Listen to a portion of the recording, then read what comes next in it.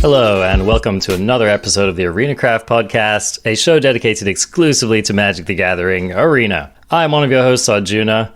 I'm joined today by our other host, Covert Go Blue, and CGB Omnath. Omnath!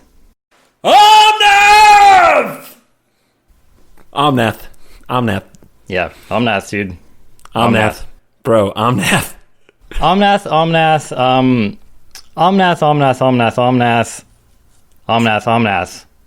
But Omnath. So, Omnath.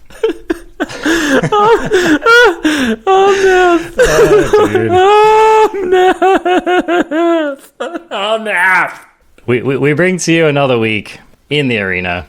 If there was any question as to what we're going to talk about today, I hope that we laid that to rest in an expedient fashion. So, what do you think? Is that a wrap, CGB? Good luck next week, and happy Omnathing. Dude. I love it. You totally just ran with that. I love it. Dude.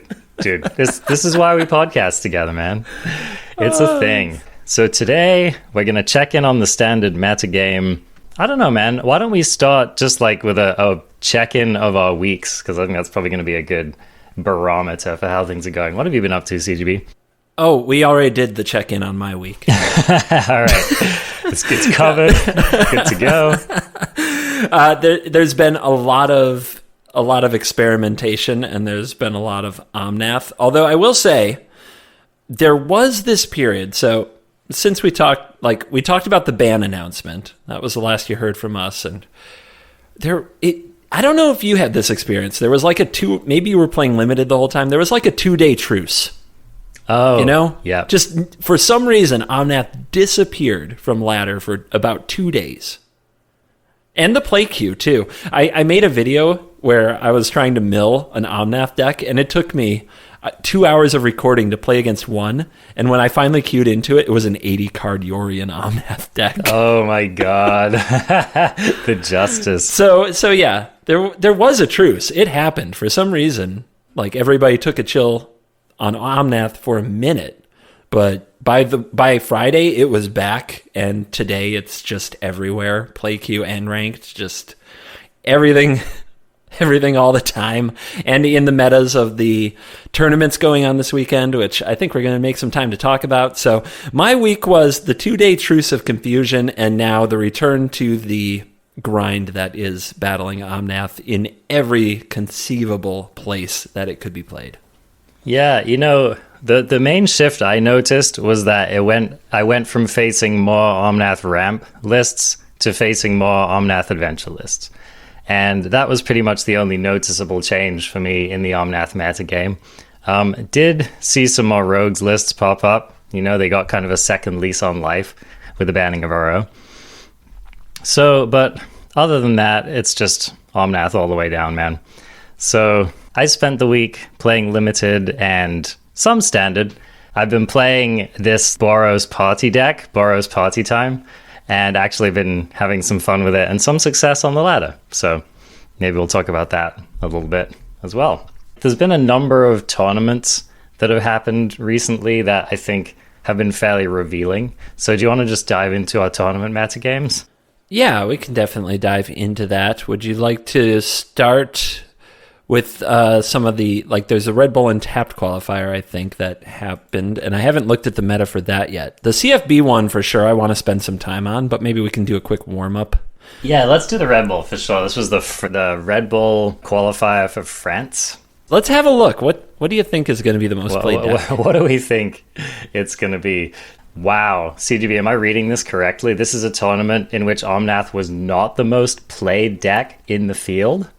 Am I actually you're seeing this? No. Okay. All right. You're reading this incorrectly. I kept reading, and then I realized. Yes. What Arjuna is realizing from looking at the screen, which is not really his fault. It's very small font shared from my screen to his. What he's realizing is that while Dimir Rogues is the most played deck archetype that shows up. The next two most played archetypes are 4-color Omnath and 4-color Adventures, which of course runs you-know-who, Omnath. The trick there was that they left Omnath out of the name, so we're talking about 27% of the meta being Omnath for this Red Bull qualifier in France, which would be a problem most of the time in most Magic universes and seems kind of tame here in this one, which is kind of amazing. It's actually kind of a relief to see. Yeah, but rogues at 16% of the field is a pretty surprising thing. This is hope.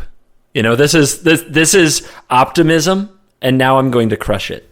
Because look at the win rate for rogues. Yeah, the win rate 40% win rate. Not hot. Oh, not good. Not hot. 4-color Omnath, the second most played deck, 31% win rate. Ouch, dude. Ouch. What? I mean, to me, this reads like a hard target is what it reads like. It reads like every deck in the tournament was gunning for the for the Omnath ramp deck. But, I mean, hey, if they're able to do that successfully, then that says a lot. But then we keep going down the list and we discover that there was actually a what appears to be the most winningest win rate percentage of any deck in the field in the form of the 4-color adventure list running, guess what, Omnath. And I think that what we're seeing there, normally MTG Melee is a pretty sweet website for running tournaments, organizing data, and sharing deck lists. And it's one of the cool things about it is that the match win percentage doesn't take into account mirrors. Okay. Right? So if 4-color Omnath beats 4-color Omnath, it's not going to play into these percentages. Got it. But if 4-color Adventures beats 4-color Omnath, it does. Okay, so they were preying upon them. Maybe it's just like same basic plan, but the adventure decks just attack from more angles and have certain kinds of resilience. I think that the adventure decks just have more. They just have more engines, right? You have 4 Innkeepers, 4 Clovers, and 4 Omnath, and you have Fae of Wishes, and you have Escape to the Wilds. And those are easier to cast and more reliable than Genesis Ultimatum. Yeah. So as long as the Adventures deck can have a counter or be far enough ahead by the time Ultimatum is happening from 4-color Omnath, the Adventures deck should be favored. And I think that's why you're seeing so many people switch over to it. Yeah. I think it's solid. You can pivot into a deck that just has a very solid aggro matchup. The deck just pivots so nicely. It does so many things. So yeah, I'm not surprised to see that, to be honest. It's cool that people have found a way to play Omnath, which wasn't just, your regular Cobra build. I mean, these decks still sometimes run some number of Cobra, but it's at least a cool, diversification of the meta game. The kind of depressing thing is that the decks play out basically the same. No matter who you're sitting across the table from, there's this kind of depressingly familiar feeling because, both of the decks run the Escape to the Wilds. They all run some version of ramp or another. Some of the non-adventure, or non-clover carrying decks still do the Beanstalk thing.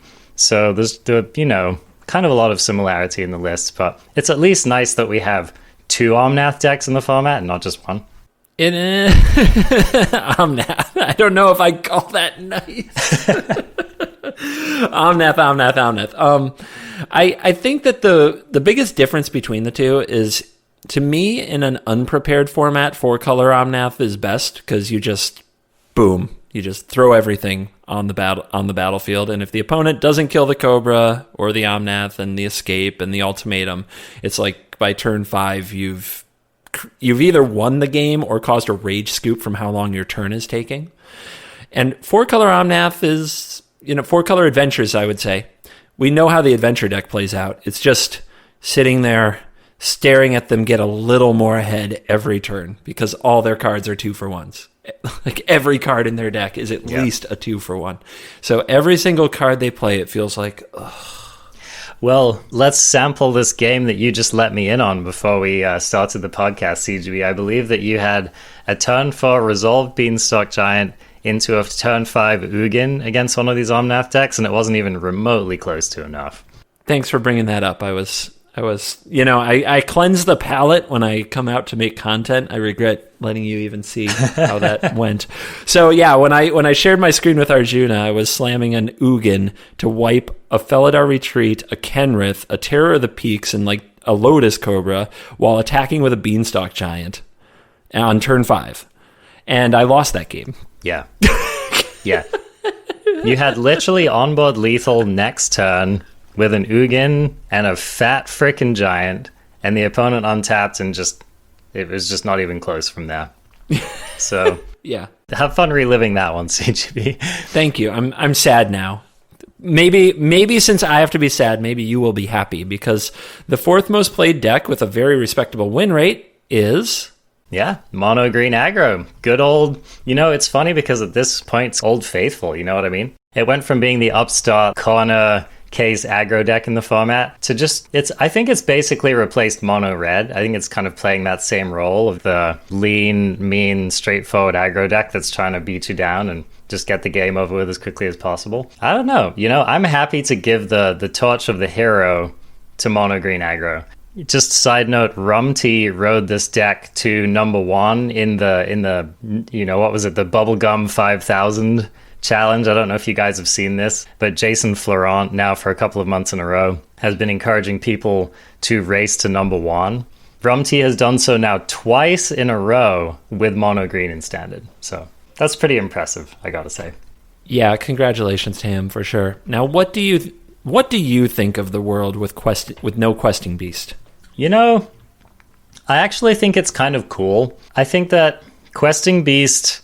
Okay, so the funny thing about questing beast is I think that questing beast was actually designed to be a scalpel and not a cannon. And I think that what happened was that in certain meta games, we just had a lot of planeswalkers, right? Like before War of the Spark rotated, there were actually very, very relevant planeswalkers to kill with your questing beast, so that's part of it. But I also think that we just got used to the idea of questing beast being like just a good creature. I think that one of the things that these kind of modern, recent mono green decks are proving to us is that questing beast actually wasn't ever that good. It was just the 4-drop that we kind of needed to fill out our curve. Oh no. Questing Beast isn't that good. What is wrong with this game? I think the mono green deck figured out that they liked 5/5 for 3 better than 4/4 for 4. So I think that's kind of how it lines up. It is. It's Omnath, right? Yeah. Because Questing Beast trades with Omnath and other things bash through Omnath. Yeah. And here's the thing.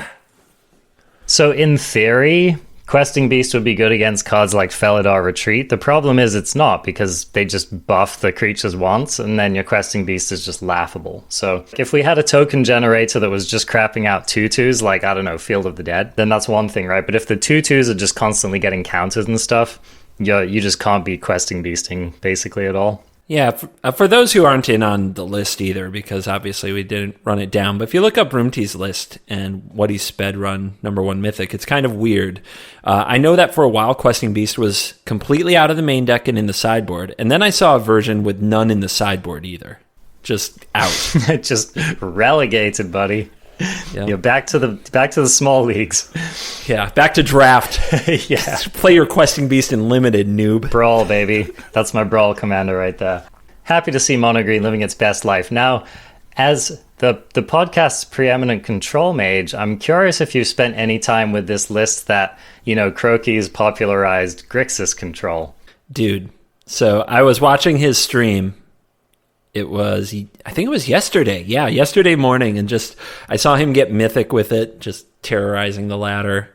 And so I was like, that's the video for the day. I want to do some of this stuff. And it's such a strange deck. It's got so many pieces, and the mana is the most interesting because red is probably your least used color, but you need it early. But your red lands are also removal spells in a lot of cases. And it's this bizarre resource denial deck, and I think that it is shining the brightest right now because man, does it wreck the rogues, because they do not like Kroxa. Like that deck was already teetering on the edge with card advantage because it usually doesn't have very much. Like maybe it steals something with a Zareth, or like my version started running into the story because I was just always out of cards, or Agadeem's Awakening wasn't good enough. And like against Grixis, what seems to happen is they play out their threats, they fill your graveyard, you untap, bring back a Kroxa, knock the last card out of their hand, and then play a removal spell or an extinction event, and they're just dead. They've got nothing. And Kroxa just is laughing. Yeah. Just laughing at them. Well, I mean, it's the remaining Titan to mill, right? So it kind of makes sense. I think I can see Croaky's reasoning where he was like, all right, one Titan down, let's try to break the next one. And I mean, you know, I think it reminds us that I think the general consensus in Standard anyway was that RO was the Titan to be playing if you're going to play one. But I think that a lot of people easily forget that Kroxa is just also a very, very, very good Magic card. So it doesn't surprise me to see it continuing to move on into Standard because it is just objectively an extremely powerful card. So yeah, I like seeing that. Now, how does this deck do against the Omnath lists? You have the control dilemma of having the right cards at the right time, but it's definitely not a bad matchup. It always hangs by a thread of, well, I did all the things my deck does, and I have a Kroxa, and if they top deck an Ugin or an Ultimatum or an Escape to the Wilds, I could lose. And if they don't, or if I top deck a Negate, then I win. So it's very good at not letting the Adventure or Omnath decks run away with the game quickly, and you just end up in this mid-game that seems like it comes down to either really good choices you made, if your brain is huge, or just bad luck when they just draw the nuts. So it's interesting. I'm looking at this list by Tiago Rodriguez, who is ranked 16th in the Red Bull France. One of the things that stands out to me the most is it's running four copies of Mazemind Tome. Yes. Is this what you're running in your list? Yep, that's a Croaky's thing. That's what I ran for my video. This is very close to the Croaky's list, except it has 2 Kroxa and 1 Ashiok. I believe he had 2 in the last version. Of course, he tunes about a card a day. So, but yeah, this deck is what we're going for. And dude, Mazemind Tome. Talk about a card that Grixis needed and that got so much better in a world where you can, like a world without Uro, probably the best card. Feels like it was Mazemind Tome because now you just have this time and decks don't have this inevitable card advantage machine ticking away in their graveyard for free. So you have time to, if they're not pressuring you, to draw all 4 cards and gain 4 life. And if they are pressuring you, you have time to put things on the bottom and draw the right cards from your deck because you have the control issue. You know what I mean? You got to draw the right cards at the right time. You have to have the right cards at the right time. And it's really hard to have your sweeper when you need it, when you only have 2 in your 60 card deck. But Tome really increases that consistency, and it gives Grixis something it usually completely lacks, which is life gain. Normally, Grixis gets to 2 life, and if the opponent has 3 Bone Crusher Giants and 4 Shocks left in your deck, eventually you will die. You don't have enough counters, and you don't have closing speed. But Mazemind Tome buys you that time, and it's actually, in hard control decks, it's hard for me to picture not running Mazemind Tome right now. You know, leave it up to a colorless card to bring life gain to Grixis, right? So I imagine that you spend at least 50% of the time with Mazemind Tome just trying to smooth your mana out. Am I right with that? Yes, that's a big function of it if you're under pressure. Yeah. And if your hand is clunky and if you don't have the right answer, you really want to draw. But if you're under pressure, just scry the holy crap out of the deck. Put the stop on your upkeep, scry on their end step, then scry again, man. Just get to the right stuff. Let me ask you this. How does Maze Mind Tome line up against rogues? Because, I imagine that almost completely invalidates the free mode of the tome. So Maze Mind Tome is good against rogues, and you just have to be selective. Rogues doesn't really invalidate it because they still want to play around your removal. And there is a cat and mouse game on your end step. Say you have 2 open mana, right? And on your end step, on their end step, you scry with the tome, and then you keep on top. Yeah. And the opponent's holding a Thieves Guild Enforcer, or they have a Flash Rogue with an Enforcer on the table. What do?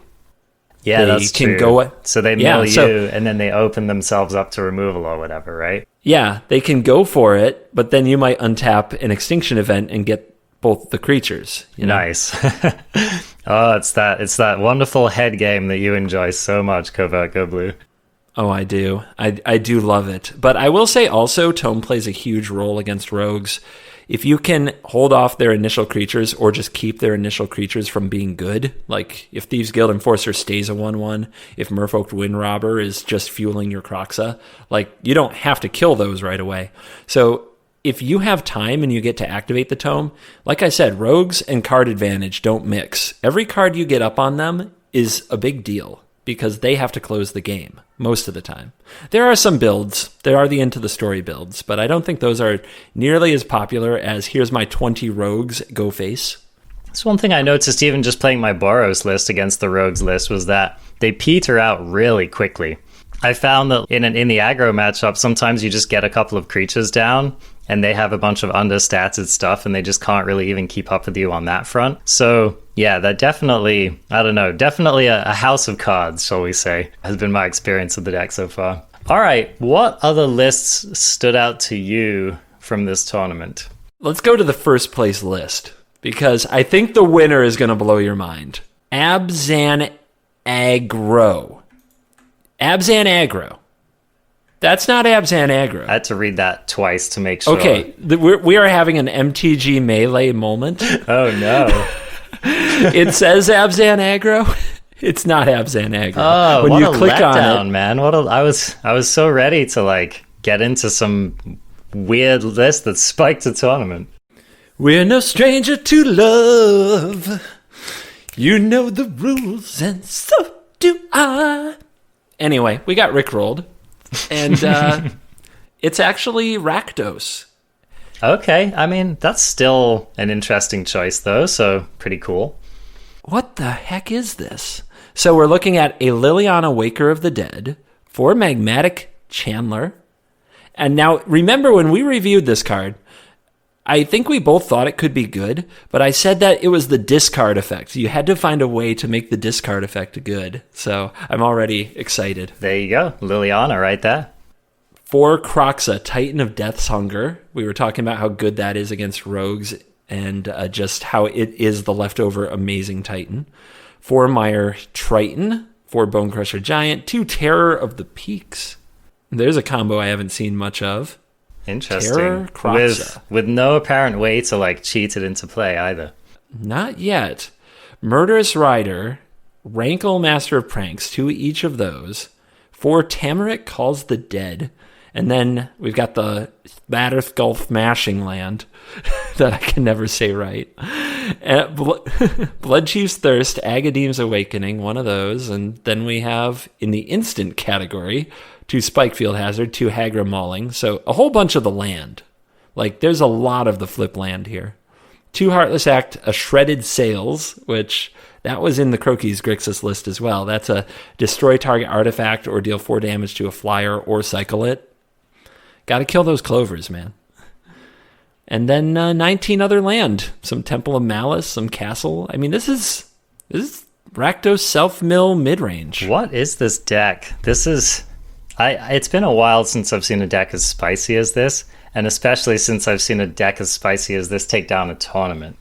So one of the things that sticks out to me about this deck is it seems fairly slow. Because here's the thing, you're not running that many instants and sorceries, so you could conceivably build a deck with Triton, Channeler, Timuric Calls the Dead, and just a whole mess load of instants and sorceries, and just kind of try to get a 4/4 on turn 3 and get the job done. And I mean, I guess all of these spell lands are kind of filling in that role a little bit, but you're probably playing a number of them as lands, and so maybe you're just relying only on the mill plan to get them in the graveyard. I mean, we've only got one Liliana, so do you think that we're turning on the Magmatic Channeler that often? I don't think that's the point. I think this deck only has one plan, and it's not a turn 4/4/4. It's a turn 4/6/6. I think that's all it's trying to do. The Omnath deck doesn't really kill it. The kill Kroxa, that's going to stick in play. We talked about their inability to kill a Beanstalk Giant. They can't kill a Kroxa. So I think this deck, with the mill cards, with 4 Mire Triton, 4 Magmatic Chandler, and 4 Timmerick Calls the Dead to fill the graveyard, the only plan is to Kroxa you on turn 4, and if it sticks, you're just down a card and taking 6 to 9 damage a turn. The end. That's it. That's the plan. Must work. I kind of like the out of... I mean, this combo is very strong of Terror of the Peaks into Kroxa, because... you're taking a minimum of 6 damage, and depending on what your hand is, you might just take 9 damage to the face on the spot. And that's pretty good. Yeah, that's solid. I really think that this is... It looks slow, like you said, but maybe as soon as you hit their Genesis Ultimatum or the land they needed to cast it, maybe it's just not realistic for Omnath decks to go off when there's a Kroxa they can't deal with. Maybe they just can't do it. I'm also seeing, for example, I'm seeing 3 Skyclave Shade in the sideboard. I wonder if you bring that in for Omnath matchups. I'm not sure, who else that card is good against. I think most aggro lists will kind of shrug because they're, aiming to just attack past it. It's definitely not aggro. I agree with that. Yeah. Maybe just control. Yeah, I think it's just hard control. Imagine a Dimir control deck. They're almost all counter and removal. How are they going to kill the Shade? Yeah, that's true. They don't run Spikefield Hazard, which is kind of the natural answer to it. So, yeah, maybe that's it. Just punishing the other control decks. I mean, if any Gandalfs show up trying to beat the Skyclave Shade, they're going to have a fun time with that. Yeah, this deck is super spicy. I definitely have to play it. Yeah. I'm guessing that the Kroxa thing it's going to be fun. Imagine, so that Beanstalk Giant I played, and then the opponent untapped and just ultimated me into oblivion. If it had been a Kroxa, they would have had either the land or the Genesis Ultimatum, and they would have just been dead. So there you go. True stories. One of the things that I love about this, which is just a small synergy, but they have the shredded sails, the cycling thing, and it just makes me wonder, you could run a number of, cool cycling cards to help you turn on your Kroxa and stuff like that. Just fill your graveyard. I don't know. That seems like an underexplored design space to me. Agreed. Now, do you want to talk about the second place deck? Like this is kind of bizarre. You have to go to 4th place to find a 4-color adventure. And then in the top 8, there were only 2, which is really bizarre, but you're probably going to enjoy this one. Do you want to take us through this one? So, okay, this deck is running 2 Luminarch Aspirant, a must in any of these white aggro decks, 4 Skyclave Apparition, interesting, 4 Venerable Knight, 4 Seasoned Hallowblade, 3 Giant Killer, 3 Selfless Savior, 2 Archon of Emeria, so we're definitely going to talk about that, 2 Legion Angels, so this person's decided that the 2-2 split, 2 in the main, 2 in the board is what they want. 2 Shepherd of the Flock, 4 Maul of the Skyclave, so we're going to the Sky Maul for this deck. 3 Glass Casket, 2 Amiria's Call, 1 McKindy Stampede, 1 Kabira Takedown, 18 Plains, 3 Castle Vale, and then the sideboard has just sideboardy things in it. Including 2 Legion Angels, of course.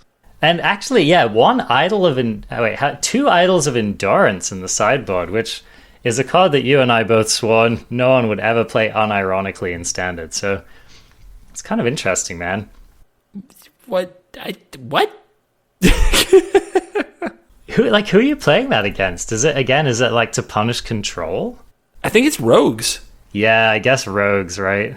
Because, let me read this sucker again. Hold on. Because now I'm like, what does this do? I think it's exile any number. When it enters the battlefield, exile all creature cards with mana cost 3 or less, which is just about everything except for the Legion Angels, from your graveyard until it leaves the battlefield. So Rogues fills up your graveyard. You play Idol of Endurance. You exile nearly every creature card from your deck can be under this thing. And then for 1 and a white, you get to cast those at flash speed without paying their mana cost. Do you get to do it at flash speed? No, you don't. You're right. Yeah. You do have to cast it when you cast it. Oh, Yeah. That's weird. That would make it a lot better against Rogues, actually. Until end of turn, you may cast a creature spell from among the cards without paying its mana cost. I think that means you can play it on the opponent's turn, because it says you may cast it. Interesting. I don't know. Now I'm confused. I'd be curious to see the ruling on that. Having never actually used the card, it's difficult. I mean, to be honest, I just forgot this was even in our format. So the game plan of this deck looks pretty simple. Just play a bunch of, cheap creatures and a couple of slightly more expensive creatures.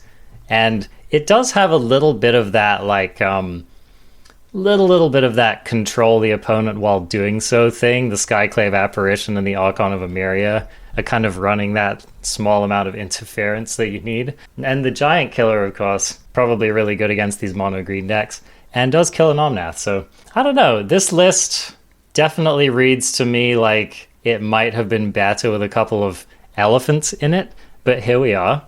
Clearly still doing the job of taking down the tournament. What do you think about these two DFCs in the list here? We've got a McKindy Stampede and a Kabera Takedown. I mean, draft chaff or what? I wonder if you'd run them at all if it weren't for Shepherd of the Flock, which has actually a number of combos here. It can get back an empty glass casket. It can get back a Giant Killer. It can get back a Skyclave Apparition, and if you do that with the ability on the stack, they don't get a token. Dude, you know what? That's so interesting. I didn't realize that Shepherd of the Flock just literally says permanent. Return target permanent you control to its owner's hand. That's so much broader than I thought that card was. Yeah, so it can reset the 2 Emeria's Calls, or the McKindy Stampede, or the Kabera Takedown from the mana base too. So it's actually amazing how many uses there are for your 2-mana 3/1 with a funky adventure. Dude, you can even pick up a Giant Killer and hit again. Yeah, I kind of like it, man. This list looks fun to me. I'm surprised I haven't run into it on the ladder at all, because this just screams like a ladder deck to me. Maybe it's just that people don't really feel like, splashing out for all of the wild cards for dorky cards like Archon of Emeria and stuff. Oh, I haven't seen this list anywhere. Yeah. This is the first I've seen anything like it, so maybe you'll see more of it in the future. Yeah, maybe. Yeah, because this just seems like a ladder all-star to me. Speaking of ladder all-star, the third place deck. Yeah. Oh my goodness. Oh. Boros Cycling returns. Yeah. Is there anything particularly interesting going on here, CGB? Has this deck evolved much? It's the mana. Now, it used to be the budget deck, and Wizard said, hold on. Yeah, we can't be having that. We can't have people grinding out their MTG Arena accounts with no rares whatsoever. So they made pretty much, you don't have to play these, but anybody net decking this might get confused on that. It now has 12 pathways, because if you play the pathway for the side that isn't white or red, maybe you can actually cast your Memory Leak or your Boon of the Wishgiver. Yeah, it's pretty cool tech, man. It's going to come up very seldom, but it's nice to have the option. Yeah, there's also a Shatter Skull Smashing, and a Spikefield Hazard, and a Sigiri's Shelter, which is the protection land. So there's a few other lands sprinkled in here from the new set. And otherwise, Omnath sometimes gains a lot of value, but doesn't necessarily kill you on time, and Zenith Flare does Zenith Flare things. Also, Demir Rogues, thank you for milling me. I will now Zenith Flare. That's a pretty nice little thing to be doing, for sure. The Rogues are not going to be happy to see that. Although I'll tell you what, if it was me doing it, they'd mill all 4 of my Zenith Flares in the first 2 turns, and then I would just cry myself to sleep. So there you go.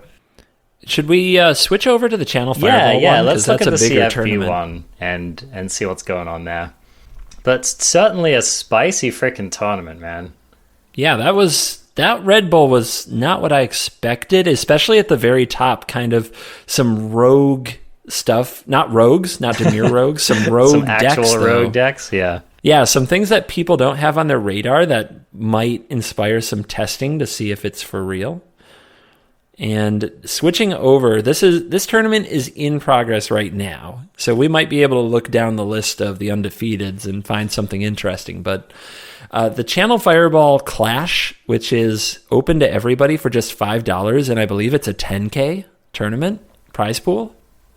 So that's a big deal. Yeah, that's a pretty sweet addition to the tournament lineup. A lot of people are playing it, and looking at this meta, the number one most played deck is 4-color Omnath, with 107 players registering it for 23.7% of the field. But wait. There's more. Would you like to tell us about the second most played deck? Yeah, it's a nice adventure deck running. It's another Omnath deck. So it's the 4-color Omnath Adventures list, 19% of the meta game. So that's a total of 42, maybe 43% of the field on these Omnath decks. Yes, and we also see the trend from Red Bull continuing so far in match win. We're only 4 rounds into this tournament, but 4-color Omnath has a 51% win rate, and 4-color Adventures has a 59% win rate. So it's, again, leading in the win rate column as well. So it's interesting, too. I'm just scanning down this list, and I see that there are 4 Rakdos mid-range lists in this so far, and they are rocking a 73% win rate. So maybe this Rakdos list is just the new truth, man. I don't know. Do you think it's the same list? I don't know. Do you think it moved that quickly? Let's see if we can find one. I'm trying to see if there's one near the top of the standings. And actually there isn't, which is weird. They must all have one loss or something. Like every player must have one loss. Interesting. There it is. Rakdos mid-range. So here's one that's 4-0. And we've got, it is the list. Yeah. It is that deck. Little different. Running some Ox of Agonis, which that must just be anti-rogues tech. Escape 8. Gotta love it, man. Gotta love it. I can't imagine you need that and Croxa, but here we are. Yeah. You didn't have enough Croxas in your deck, so you just wanted to add some extra spice. Timurit Calls the Dead, making its official standard appearance. Yeah, this is kind of crazy. Yeah. So the metagame breakdown here reads a lot more like what I would expect. So we're starting off with 2 Omnath lists at the top. Third place is Dimir Rogues with 7%. Fourth place, Grixis Control, almost 6%. Fifth place, 5.5% mono green aggro, also mono red aggro. So yeah, and then Temur Adventures at almost 3% below that. So this is like what I would have expected it to look like. So definitely kind of a pivot from the Red Bull that we were just looking at. What do you make of this? The first thing that jumps out to me is actually that some people are running the reprisal of Esper Doom. So that seems to be back on the menu. People Dance of the Mansing. And the current first place deck, which doesn't mean much because there's a lot of 4-0s, but the current number one, if you were to look when we look, is an Esper Doom list, an undefeated Esper Doom. For Confounding Conundrum, main deck Yorion, two of those. Looks like it is a 60-card deck, though. So just the 2 Yorions in the main. No, none in the sideboard. Yep. Treacherous Blessing, Omen of the Sun, Omen of the Sea, like all these things that you'd expect. Just really leaning on Confounding Conundrum. 3 Dance of the Mance. Bringing back the dance. What do you think of that? That's a lot of dance, by the way. I feel like a lot of these lists used to run 2. So this is like really the win con. Yeah, the play on turn, I guess, 8, or even on turn like 6, if you get back 2 Doom Fortolds, can be pretty devastating. Yeah. And I think it's an acknowledgement that you do need Doom Fortold to sacrifice things, but you also need to keep Confounding Conundrum on the battlefield against these Omnath decks. So while it's fine and good to sacrifice your Confounding Conundrum to get another round of Doom Fortold, you need it back. And Dance does the job. So 3 Mystical Disputes and 2 Drown in the Lock. Drown in the Loch is an interesting one with no obvious way to mill the opponent, so I guess they're just thinking that the game's going to go long enough. And they're not just going to clean their graveyard with Uro to make it bad. Drown in the Loch might be one of the best cards that nobody ever got to play because of Uro. Yeah. Yep, I would agree with that. It is such a solid card. I mean, 2 mana counter a spell or kill a creature is an obviously busted card. And so, it does get turned on during the normal course of a game of Magic, so really happy to see that card seeing more play in Standard right now.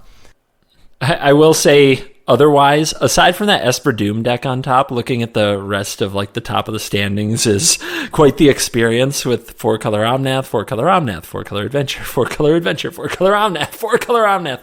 Teamer Adventures, the untainted. The untainted adventure list. Tell me, does it hurt you to read these 4-color Adventure things and think that Omnath ruined the beauty that you find in Teamer Adventures? I will say the deck is still beautiful without it. So, I don't know, this warms my heart. Sean Goddard, you are carrying the torch, my friend.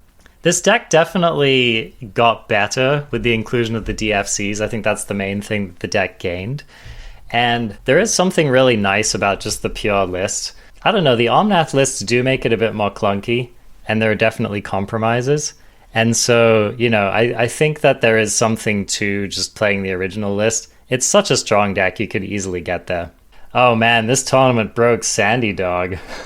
That's what I was bringing up. So probably the ultimate torch courier for mono red. See what I did there? Oh no. Who has been playing red or burn, like Boros Burn maybe in modern, but basically has been playing Bolt Your Face for as long as I can remember. Sandy Dog MTG, which you can find him on Twitch. I was going to phrase this as the health of the format.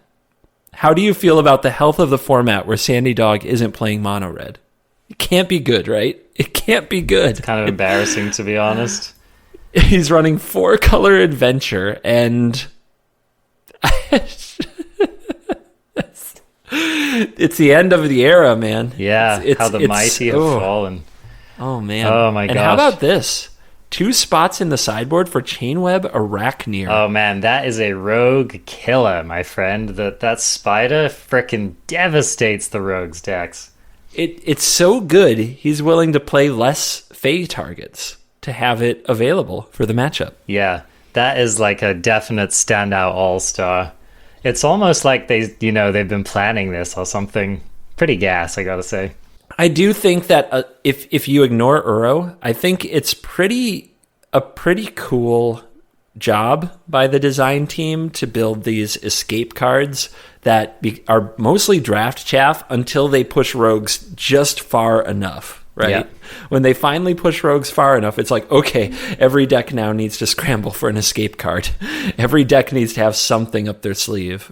So I think that's pretty cool. I don't want to give them too much credit while Omnath is legal, but I'll give them that one. No, I agree. And I think one of the things it highlights is that, again, getting something for free, these DFCs have proved it to us. We're willing to run fairly mediocre cards in our deck if it means we can sometimes get them for free. Oh, yeah. Yeah, throw in those spiders, throw in those... I mean, okay, admittedly the Ox of Agonis is a mythic, right? But still basically an unplayed card in Standard. But, once we're milling, sure, I'll take an Ox as well. Why not? The same thing with, I think it's the lesson that we all learned from Companion too, right? And if it's free, we will build our decks in funky ways to get it, for sure. I think that's kind of interesting too, how many decks have mill in the title right now. Like, this is kind of crazy. Dimir Mill, Rakdos Mill, Grixis Mill, Mono Blue Mill, and Azorius Mill all have representation in this tournament. They did enough to bring Mill back as a win con. Is that a good thing?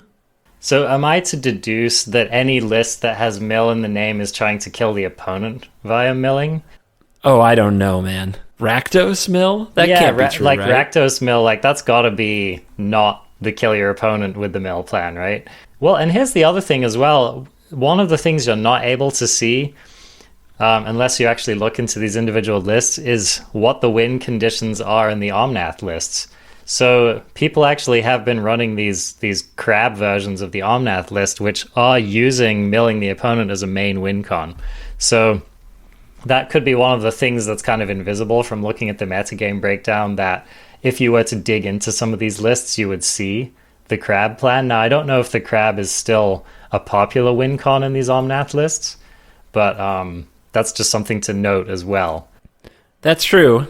We don't have 4-color mill, but it can be a win con in Omnath. That has been popular, especially in the mirrors. Yeah, exactly. I found this Rakdos mill list. They're definitely not milling the opponent. Yeah, self-mill all the way down. 4 Lilianas, jeez. Nice to see that card getting some respect. Definitely. Like on our show with Danny T, we talked about it, right? I was completely off it when he mentioned the card, and then he was like, well, you just plus it every turn, and they lose all their ultimatums, and you're like, oh. I'll tell you what, this card is better than Davriel, so I'll give it that. Gauntlet thrown down. Look at the Maze Mine Tomes in this Grixis mill deck. So if you're running Liliana and you're able to pitch your own Croxor, your own Ox of Agonis to it, it's basically just free. So my main question is, like, is Liliana as your turn 4 play against any deck the thing? Like, is that what's going to get you ahead in a game of Magic, is to spend 4 mana on this Planeswalker? And you both discard a card? No. It definitely can't do it alone. Not even close. And if you're under any kind of pressure, it's kind of a joke, because she probably can't minus to kill anything that early in the game. At least not well. Yeah, it's a little baffling to me. Look at the amount of discard here. There's 4 Croxes, 4 Lilianas, 4 Agonizing Remorse, and 3 Duress main deck. Yeah, that's the thing, man. They complete the Duress list in the sideboard as well. Maybe discard is back, right? Maybe the idea is that you get the discard train started early, so that by the time you're able to cast Liliana, your opponent just doesn't have anything to pressure you with. Liliana on a board with no pressure is actually a pretty commanding Planeswalker. It's pretty hard to contest her once she comes down, because she just starts draining. Like, I've definitely lost to my fair share of Lilianas, even in Historic. It can be a very strong card, but with the caveat that you really do need to maintain control of the game until you resolve it. I will say her -3 looks a lot better if you're against rogues and they fill your graveyard for you, so it actually can come down and kill something. Yeah, that's true. And I mean, the emblem is not to be scoffed at either. This is a Grixis mill deck that is currently 4-0 in the tournament, and wow. Right at the top, 4 Ruin Crab. 4 Ruin Crab. So this one means it. Okay, yeah. This deck has a goal, and it is your library. They say you can start with 60 life. 4 Improbable Alliance, which is kind of interesting to me, right? Because that seems like, an alternate win con? It's definitely an expensive way to draw cards. I mean, yeah, you're not activating that sucker if you can help it. And then there's the 4 Teferi's Tutelage, because, like I said, they mean it. Mm-hmm. 4 Maddening Cacophony. The mill 8. Wow, just leaning in, man. You know, this person just made a metagame read, and they are just farming. That's what this person is doing, is farming. So you haven't heard a black card yet. Black is only here for 1 main deck card, and that card is Drown in the Lock. Wow. The strongest card in the deck, right? Maybe, because you also have Into the Story, which is the straight-up draw 4. Yeah. I mean, this is pretty cool. This deck is beautiful. Yeah, this is pretty cool. Also, note running 4 Lol Mage's Domination in the sideboard and 4 Relic Golem. I was about to say, the Lol Mage's Domination isn't even the spiciest thing going on in this sideboard. There is a 3-mana 6/6 that can't attack or block unless an opponent has 8 or more cards in their graveyard. Which, if you'd played Limited in this set at all, you would know is actually a pretty strong card in the mill deck. So, yeah, this basically looks like the dopest draft deck ever. So, I'm pretty into this, man. And I could definitely see how, this could just farm. This could just straight up farm certain meta games. I have a hard time imagining this is going to take it all the way in the tournament, but, definitely a fun little juke, and I wouldn't be surprised to see it go further as well. I've got to try this thing. This is a beauty, man. It really is. There's some spice out there in Standard, believe it or not.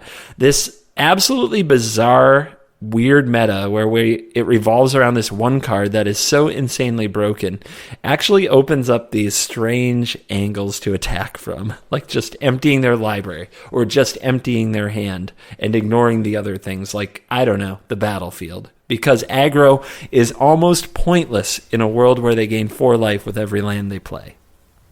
You know, I have to say, this discussion has restored my faith a little bit in the standard format, because I'll tell you what, playing on the ladder has not. Like, if you play on the ladder, you get a very, very, very specific notion of what the metagame is about. And it's just cool to see people, you know, having moderate success at a competitive tournament playing some of these interesting lists. So I'm way down for that. Yeah, I agree.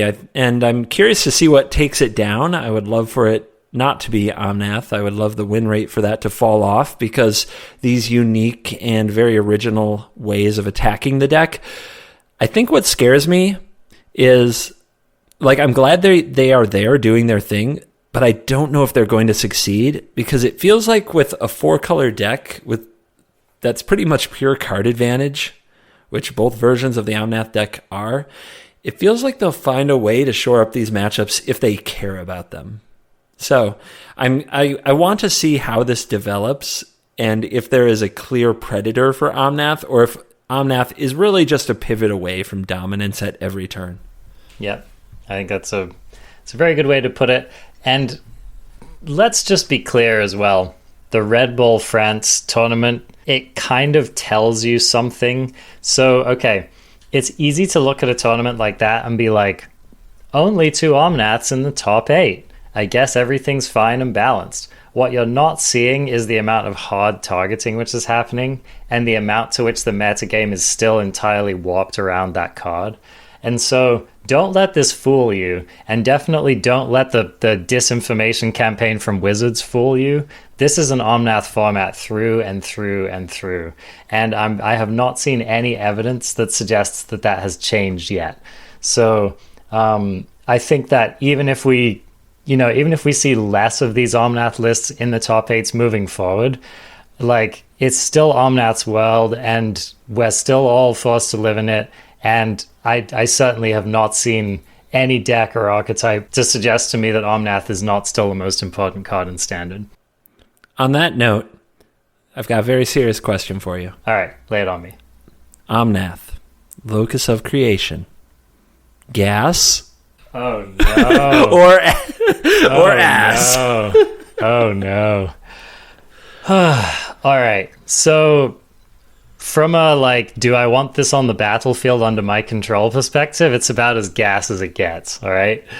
From a is this good for Magic perspective, it gets the total ass for me. And so, I don't know. It's gas from the ass, dude. That's what it is. It is. It's an ass making an awful lot of gas. And yeah, so I guess it begs the existential question of what do we really mean when we say gas or ass, right?